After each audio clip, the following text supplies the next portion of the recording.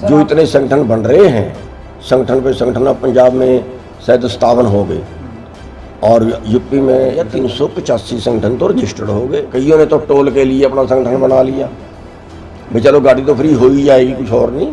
कईयों ने संगठन इसलिए बना लिए कि चलो भाई कहीं किसी फैक्ट्री के आगे बैठेंगे 10 रुपये मिल ही जाएंगे। देश के अंदर 10 संगठन भी ऐसे नहीं निकलेंगे जो ज्ञान रखते हैं लड़ने का, जो क्षमता रखते हैं लड़ने की, जिनको तरीका है लड़ने का, एक्सपीरियंस है लड़ने का। बाकी तो बना रहे हैं दूसरे की टांग खींचने के लिए। ये जो कहते हैं उसका उल्टा करते हैं। अब कौन सी उन्नत खेती होगी यहाँ पे, ये जो आंकड़े देते हैं गुमराह करने वाले देते हैं। हालांकि ये राजनीति का धर्म नहीं होता देश को गुमराह करना। ये कहते हैं भाई 14 में तो 2014 में आपका इतना रेट था, आज आपका इतना रेट हो गया, आपकी 2 गुनी आमदन बढ़ गई, आमदन 2 गुनी हो गई। ये आंकड़े देते हैं। लेकिन मैं कहता हूँ महंगाई 3 गुनी होगी। भाई मान लिया सोने के चौगिरदे रेट घूमता है, अगर 2014 से आज सोने का रेट गिने तो 4 गुना हो गया। जितनी फसल बेच के हम 2014 में 1 तोला सोना ले आते थे, क्या आज उतनी फसल बेच के 1 तोला सोना आ जाएगा? अगर हमारी आमदन 2 गुनी हो तो फिर उससे आधी फसल बेच के उतना सोना आना चाहिए। मान लिया ये माइक है, अगर हम बाजार से इसको 2014 में लेते थे तो क्या आज भी 2014 के रेट में हमें मिलेगा? नहीं मिलेगा। कोई भी चीज़ ABC, कोई भी चीज़, चाहे आप मोटरसाइकिल ले रहे हैं, चाहे आप कार ले रहे हैं, चाहे आप पेट्रोल ले रहे हैं, चाहे आप कोई खाने का सामान बाज़ार से ले रहे हैं, चाहे आप कोई जो हमारी खाद दवाइयाँ वो हम बाज़ार से ले रहे हैं, यानी आमदन बढ़ने की बजाय घटी है। दूसरा आंकड़ा, जो कर्मचारी हैं उनकी तनख्वाह तो 4 गुना होगी। क्या हमारी उतनी हुई? जो महंगाई भत्ता जोड़ते हैं हर 6 महीने बाद, कभी किसान की फसल पे महंगाई भत्ता जुड़ा? जब ये रेट देते हैं, हमारे रेट करीब 3% के आसपास बढ़ते हैं और बाजार की महंगाई जो है वो 6%, 7%, 8% करीब करीब वो बढ़ती है। यानी हर साल क्या अंतर जाता है कि जैसे जितना सामान हम आज 1 क्विंटल गेहूं बेच के लाएंगे, उतना सामान अगले साल 1 क्विंटल गेहूं का नहीं आएगा। 1 क्विंटल 2 किलो 3 किलो देनी पड़ेगी। और ये आंकड़े हमारे सामने हैं। 1967 के अंदर पहला रेट आया तो उस वक्त हम मकान बनाते थे गेहूं बेच के, तो क्विंटल गेहूं की जो थी वो 1600 ईंट थी। आज 1 क्विंटल गेहूं की 300 ईंट आएंगी। ऐसे ही सीमेंट का हाल है, ऐसे ही ट्रैक्टर का हमने जो खरीदा उसका हाल है, ऐसे ही हम जो गाड़ी खरीद रहे हैं उसका हाल है। यानी 6-7 गुना बाजार के रेट बड़े हैं हमारी फसलों की तुलना में। हर साल हम घाटे में जा रहे हैं। लेकिन ये जो आंकड़े दिखाते हैं, ये दिखाते हैं देखो जी 2014 में आपकी गेहूँ ये रेट थी, अब आपकी गेहूँ ये रेट है। अरे भाई उससे 4 गुना तो बाजार के रेट बढ़ गए। तो ये गुमराह करके जो है।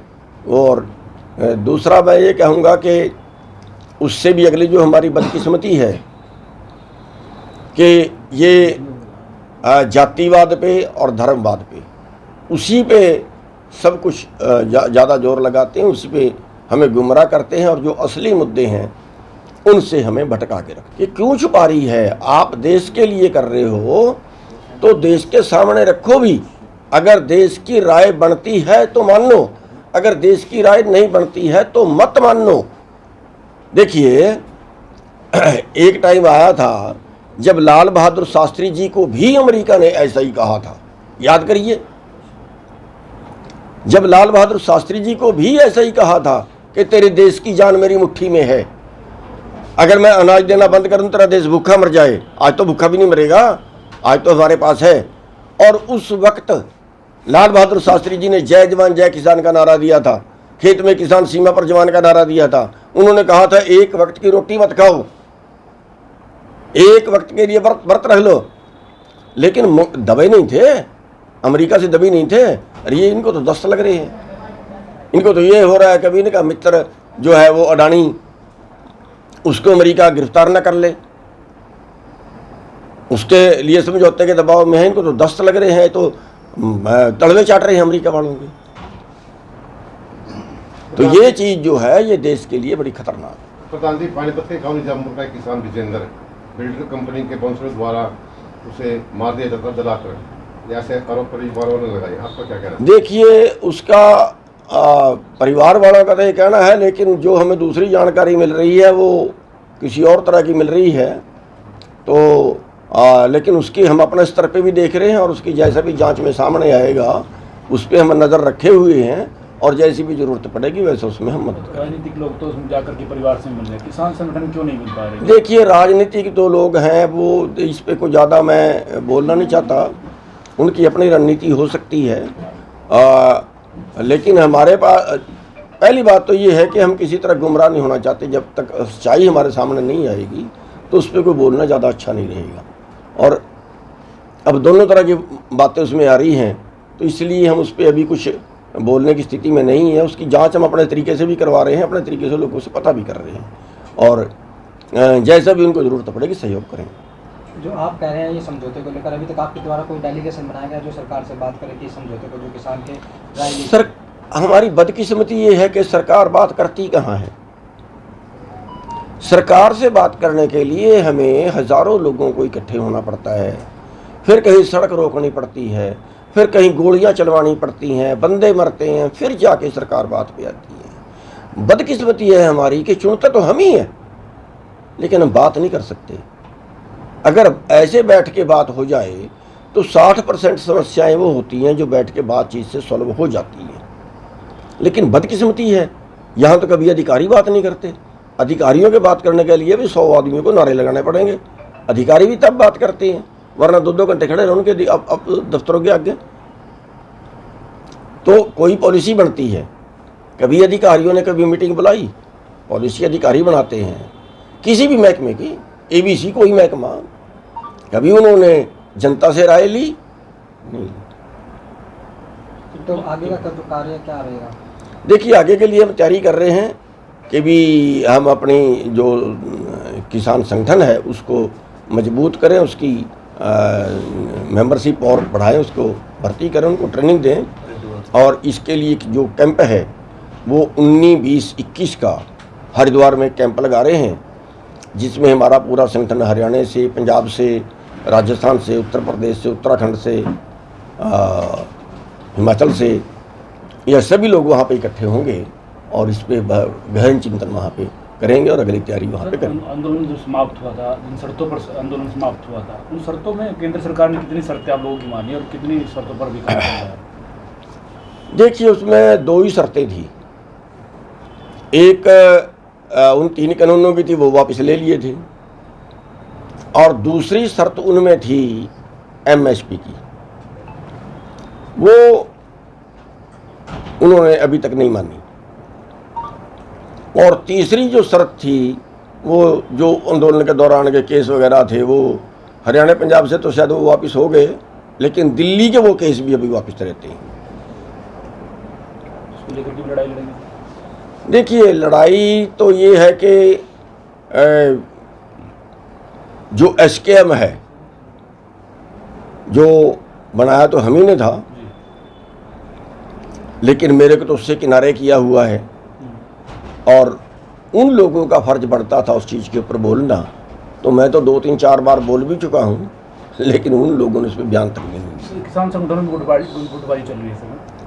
हाँ, खूब चल रही है, आपसे कुछ छुपी थोड़ा ही है। जो इतने संगठन बन रहे हैं, संगठन पे संगठन, अब पंजाब में शायद 57 हो गए और यूपी में एक दिन मैंने इकट्ठे करने के प्रयास किए थे तो पता लगा भैया 385 संगठन तो रजिस्टर्ड हो गए। अब क्या है, कईयों ने तो टोल के लिए अपना संगठन बना लिया, भाई चलो गाड़ी तो फ्री हो ही जाएगी, कुछ और नहीं, कहीं दबका सबका तो मार ही देगा कहीं दफ्तर में। कईयों ने संगठन इसलिए बना लिए कि चलो भाई कहीं किसी फैक्ट्री के आगे बैठेंगे 10 रुपये मिल ही जाएंगे।